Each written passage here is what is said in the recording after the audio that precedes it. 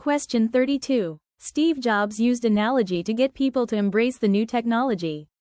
Before computers, people worked in a physical world. We used paper and pens and physical file folders and so on. The idea of working in a virtual world was radically different. Or at least seemed radically different. What Jobs understood was that a physical office was fundamentally similar to a virtual office.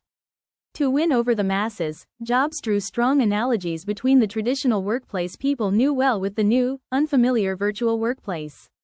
In the pre-computer workplace, when ideas were written on paper, it was called a document. When those documents needed to be stored, they were put in a folder. And those folders were kept on a desk. Documents, folders, and desktops are the terms we use in our virtual work because Steve Jobs understood that using familiar terms would make the new technology easier to understand. The parallels between the physical and virtual workplace now seem obvious. Question 34. Sensory organs are the only channels of communication between the brain and the outside world. Simply put, the brain is not designed to sense on its own. For instance, an exposed brain would neither sense light shining on it nor feel something touching it. In fact, patients are often kept awake during brain surgery, which can help a surgeon isolate specific regions of the brain. The ancient Greek philosopher Aristotle recognized this characteristic of the brain over 2,000 years ago when he said, "Nothing is in the mind that does not pass through the senses." This concept can be seen clearly when volunteers are blindfolded and placed in the warm water of a sensory deprivation tank.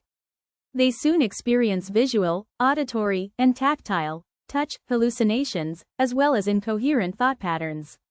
From these experiments and others, it is apparent that we need constant input from our senses to carry out functions that give us personality and intellect.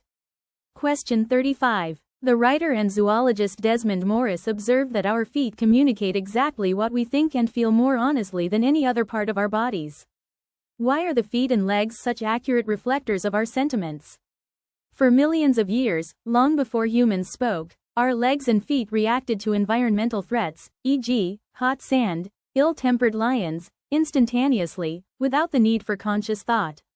Our limbic brains made sure that our feet and legs reacted as needed by either ceasing motion, running away, or kicking at a potential threat. This survival regimen, retained from our ancestral heritage, has served us well and continues to do so today. In fact, these age-old reactions are still so hardwired in us that when we are presented with something dangerous or even disagreeable, our feet and legs still react as they did in prehistoric times. Question 39. The big problem with money created by the government is that those who run the government always face the temptation to create more money and spend it. Whether among ancient kings or modern politicians, this has happened again and again over the centuries, leading to inflation and the many economic and social problems that follow from inflation. For this reason, many countries have preferred using gold, silver, or some other material that is inherently limited in supply, as money. It is a way of depriving governments of the power to expand the money supply to inflationary levels. Gold has long been considered ideal for this purpose, since the supply of gold in the world usually cannot be increased rapidly. When paper money is convertible into gold whenever the individual chooses to do so, then the money is said to be backed up by gold. This expression is misleading only if we imagine that the value of the gold is somehow transferred to the paper money, when in fact the real point is that the gold simply limits the amount of paper money that can be issued. Question 40. The study of emotions and decision-making is now of considerable importance. This involves the application of various tools afforded by neuroscience. One important stream of the literature examines people with brain damage and how damage to particular parts of the brain known to be responsible for particular cognitive functions impacts on decision-making. One example of this research is the work of Antonio Damasio, who finds that when the emotional part of the brain is damaged, this actually reduces the efficacy of decision-making. Good decisions are a product of the emotional part of the brain working in conjunction with the deliberative part. This contradicts the assumptions of conventional economics, where emotions play a negative role in the decision-making process.